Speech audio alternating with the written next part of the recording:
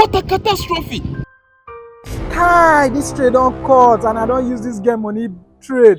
See this guy wey be say I dey copy yesterday, day before how many days like this now the trade dey cut. How they Brother! Where my money? I don't want peace. Why my money? Why I don't have this thing. Who carry my money? I use a copy trade. Now the trade don't cut. But I no be saying that you know me here. I for insult you. Every day you copy. Today you use money, you copy this person. Tomorrow you use this money, you copy that person. You copy. No be the copy trade now they carry the buy you here.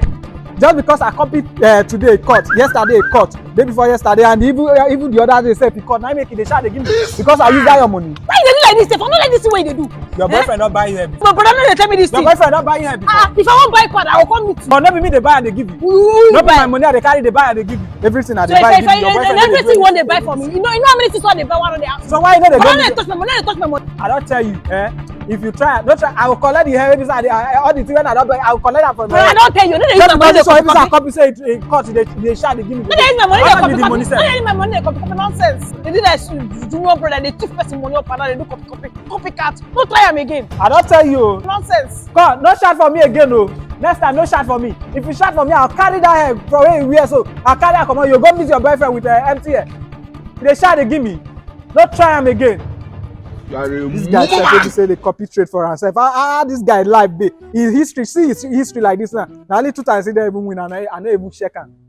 Let's see how they do. I know check. What a catastrophe! Young man, you look worried. What's the problem? Who be this one now? And they even talk about how I take copy person trade. They say trade take go against me. I don't get time for that one. No, just worry me at all. My head is gone. Don't worry me at all. My name is Oga Forex, and I teach people how to trade the forex market. That means now you go teach me. See, me I just did they copy people, they copy trader. They tell me say that if they copy, look, you go win. Young man, before you start trading or copying anybody's trade, there are things you need to look out for. What has been the profitability rate of the trader, and how many losses have the trader made? Like on that platform, you can see some traders have made over 10 losses and won over 3 or 4. Naim, see now.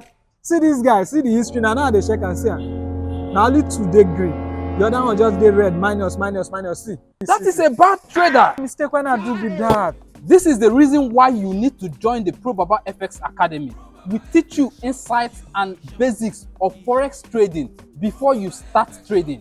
What a catastrophe! My name is Oga Forex. Oga Forex now here I go follow from now. You see this girl, I go buy her Rolls Royce.